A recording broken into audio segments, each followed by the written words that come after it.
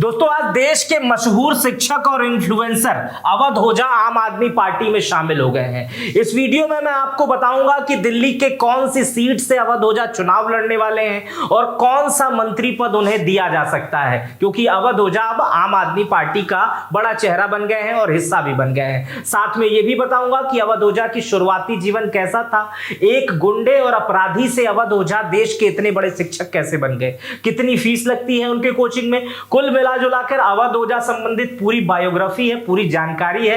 अगर आप नहीं जानते हैं अब तक अवध ओझा को, तो ये वीडियो देखकर आप ठीक से अवध ओझा को जान जाएंगे। तो सबसे पहले जानकारी ये है कि अवध ओझा आम आदमी पार्टी में शामिल हो गए हैं। आज केजरीवाल ने इन्हें देश का बहुत बड़ा शिक्षक बताया है और मनीष सिसोदिया भी शिक्षा से जुड़े हुए हैं, शिक्षा मंत्री भी हैं, तो उन्होंने भी इन्हें बहुत तारीफ की है और 6-7 मिनट की प्रेस कॉन्फ्रेंस में अवध ओझा को ज्वाइन करा दिया गया है, टोपी पहना दी गई है। चलिए अवध ओझा का शुरुआत करते हैं। अवध ओझा को कभी गुंडा शब्द और अपराधी खुद को कहने से परहेज नहीं लगता। एक इंटरव्यू में देख रहा था, उसमें एक एंकर जब उन्हें गुंडा कह रहे थे तो कह रहे ठीक है अपराधी, ठीक है अपराधी थे।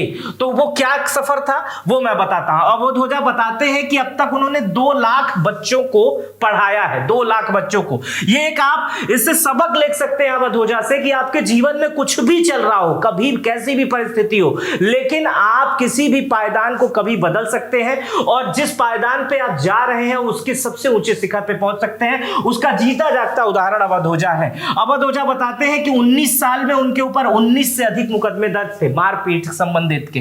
अवध ओझा बताते हैं क्लास 10th में मारपीट का मुकदमा दर्ज हो गया था। 10th में जब बच्चे बैग लेकर ठीक से स्कूल नहीं जा पाते हैं, साइकिल लंगड़ी चला के जाते हैं, उस समय उनके ऊपर जो है मारपीट का मुकदमा दर्ज हो गया था। अवध ओझा बताते हैं कि वो हमेशा चीटिंग करके पास होते थे, पढ़ाई से उनका दूर दूर तक कोई नहीं नाता था और उन्हें पढ़ाई करना अच्छी भी नहीं लगती थी, चीटिंग यानी नकल।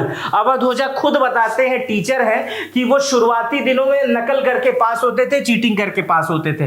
अवध ओझा बताते हैं कि शुरुआती दिनों में 6 महीने बारटेंडर का काम करते हैं। बारटेंडर वो लोग होते हैं जो बड़े बड़े क्लब में या होटल में लोगों को शराब परोसने वाले व्यक्ति को जो शराब देता है उसी को बारटेंडर कहते हैं या पिलाता है। अवध ओझा बताते हैं कि शुरुआत में ठेकेदारी और राजनीति करना चाहते थे, ग्लैमर था, देखते थे ठेकेदार बड़ी बड़ी गाड़ियों से आते हैं और राजनीति में बहुत ग्लैमर है, तो शुरुआत से ही वो ठेकेदारी और राजनीति करना चाहते थे। बीच में शिक्षक बन गए, लेकिन अपने शुरुआत वाले शौक राजनीति में आज वो उन्होंने प्रवेश कर लिया है आम आदमी पार्टी के साथ। बीते दिनों में बीजेपी के कई बड़े नेताओं से मिल रहे थे अवध ओझा, समाजवादी पार्टी के पास भी गए थे, कांग्रेस के पास भी गए थे, मायावती के पास भी गए थे, लेकिन कहीं बात बन नहीं रही थी सीटों की।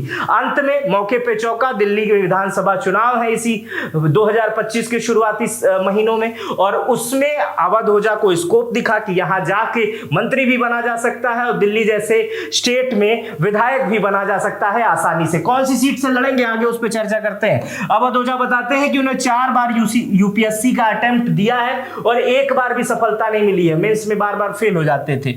इससे आपको परेशान होने की जरूरत नहीं है। अवध ओझा जो आपके टीचर हैं वही 4 बार फेल हो चुके हैं। अवध ओझा बताते हैं कि एक बार किसी ने पैसा छीन लिया था, मतलब पैसा भी छीनते थे ये, तो पैसा छीन लिया था, उसका आज तक दुख है उन्हें। मेरे किसी बातों को अन्यथा मत लीजिएगा, बायोग्राफी बताने में सबके बहुत सारी बातों का ख्याल रखना पड़ता है। चलिए अवध ओझा की बायोग्राफी को उनके नाम से शुरू करते हैं। अवध ओझा का जो पूरा नाम है वो अवध प्रताप ओझा है। अवध ओझा का जन्म 3 जुलाई 1984 को गोंडा में हुआ था, गोंडा उत्तर प्रदेश में है। अवध ओझा के पिता का नाम माता प्रसाद ओझा है जो पोस्ट मास्टर थे। अवध ओझा की माताजी सरकारी वकील है। अवध ओझा के पिता ने अपनी 5 एकड़ जमीन बेच दी थी अपनी पत्नी को पढ़ाने के लिए। शिक्षा का महत्व अवध ओझा के घर में शुरुआत से ही है, तो 5 एकड़ जमीन बेची थी अपनी पत्नी को पढ़ाने के लिए अवध ओझा के पिता माता प्रसाद ओझा ने, और उन्हें सरकारी वकील बना दिया। चलिए बना दिया नहीं, व्यक्ति अपने कर्मों से बनता है, अपनी पढ़ाई से बनता है। 2007 में अवध ओझा की शादी मंजरी ओझा से हुई। अवध ओझा की 3 बेटियां हैं, बुलबुल, गुनगुन और पीहू। अवध ओझा की शुरुआती पढ़ाई गोंडा जिले में हुई। यूपीएससी की तैयारी के लिए अवध ओझा इलाहाबाद चले गए, कभी वहां पर मेंस क्लियर नहीं कर पाए। तैयारी करने तो चले गए, गुंडागर्दी भी थी, उसके बाद मन में आया कि चलो अब यूपीएससी करते हैं, तो उसके लिए इलाहाबाद चले गए, इलाहाबाद में रहने लगे, वहां पे पढ़ने लगे, और लेकिन कभी मेंस नहीं क्लियर कर पाए। और जब मेंस नहीं क्लियर कर पाए तो उनको लगा कि अब थोड़ा सा काम भी कर लेना चाहिए, घर से कितना पैसा लेंगे, तो अपने ही दोस्त की कोचिंग में पढ़ाने लग गए, अपने की दोस्त की कोचिंग में पढ़ाने लग गए कि ताकि वहां से कुछ इनकम जनरेट होगी। शुरुआत में जो जब अवध ओझा पढ़ाते थे तो इनके पढ़ाई से सब लोग बोर हो जाते थे, कोई उनकी क्लास में नहीं आता था, उन्हें कोई पसंद नहीं करता था, एक तरह से कोचिंग डूबने लगी। बाद में उन्होंने अपनी आदत को बदला, नए तरीके से पढ़ाना शुरू किया, उसके बाद कोचिंग में भीड़ शुरू होने लगी। उसके बाद व्यवस्था इतनी बदल गई अवध ओझा की कि उन्होंने आईएएस बनाने की एक अपनी अलग कोचिंग खोल ली और उस कोचिंग में धीरे धीरे भीड़ बढ़ते गई। अवध ओझा यूपीएससी जीएस फाउंडेशन ऑनलाइन की जो फीस है वो करीब 90,000 रुपए के आसपास आती है, इधर उधर भी होती है, कुछ लोग बता रहे थे 80,000 भी है। ऑफलाइन कोचिंग की जो फीस है वो 1,60,000 रुपए है, 1,60,000 रुपए है, और ऑनलाइन कोचिंग की जो फीस है वो जो है वो 90,000 है। अवध ओझा का एक यूट्यूब चैनल है, यानी अवध ओझा यूट्यूबर भी हैं और उनके 9.9 के लगभग 9 लाख फॉलोअर भी हैं। इसके अलावा कई यूट्यूब चैनल है। अवध ओझा साफ साफ कहते हैं कि मैं यूट्यूब और इंस्टाग्राम की कमाई नहीं लेता हूं, 4-5-6 लोग हैं जो मेरे सभी चैनलों को मैनेज करते हैं, मेरे कोर्स मेरी वीडियोस उस पर डालते हैं, वो बार बार पैसे देने की कोशिश भी करते हैं लेकिन मैं लेता नहीं हूं। तो अवध ओझा यूट्यूब की कमाई को अपना हिस्सा नहीं मानते हैं। अवध ओझा के अनुसार उनकी जो नेटवर्थ है, जो उनकी कुल आय संपत्ति है वो तकरीबन 12 करोड़ है और उनके पास एक फॉर्च्यूनर गाड़ी है जिससे वो ग्लैमर में चलते रहते हैं अपने पर्सनल यूज के लिए। अब कहां से लड़ेंगे चुनाव अवध ओझा, कहां से चुनाव लड़ाया जाएगा, इस संदर्भ में मेरी आम आदमी पार्टी के कई बड़े नेताओं से बात हुई है। उन्होंने बताया है कि अवध ओझा को इस जगह से चुनाव लड़ाया जाएगा, क्योंकि जब प्रेस कॉन्फ्रेंस हो रही थी तो उस प्रेस कॉन्फ्रेंस में जब पत्रकारों ने पूछा कि अवध ओझा, अरविंद केजरीवाल से जब ये बात पूछी गई कि कहां से चुनाव लड़ेंगे, तो उन्होंने कहा इसे गोपनीय रखते हैं और बाद में इसे बताएंगे, लेकिन जिस सीट से इन्हें लड़ाया जाएगा उस सीट का नाम है पटपड़गंज। अब इसको कैसे लड़ाया जाएगा आइए हम आपको बताते हैं। जो पटपड़गंज विधानसभा है वो मनीष सिसोदिया की सीट है। मनीष सिसोदिया यहां से 3 बार के विधायक हैं, लेकिन इस बार 10 साल की एंटी इनकम्बेंसी है, इस कारण से अवध ओझा को वहां उतारा जा रहा है। आम आदमी पार्टी इस बार सब उन विधायकों को एक बार फिल्टर कर रही है जो 3 बार से विधायक हैं, उनकी या तो सीट बदल दी जा रही है या तो उस क्षेत्र पे उनके लिए बहुत मेहनत की जा रही है। एक सीट उन्हीं में से मनीष सिसोदिया की है। मनीष सिसोदिया की जो सीट है वो पटपड़गंज सीट है और वहां पर शराब घोटाले के मामले में जब मनीष सिसोदिया गिरफ्तार हुए तो विधानसभा का जो कार्य था उनके वो बहुत सारा अधूरा रह गया। दूसरा कि वहां की जनता से वो मिल नहीं पाए उस दौरान, तो इस वजह से वहां पर बड़ी दिक्कत हो सकती है मनीष सिसोदिया के लिए। तीसरा कारण है कि पिछली बार मनीष सिसोदिया ने मात्र 3,000 वोटों से चुनाव जीता था।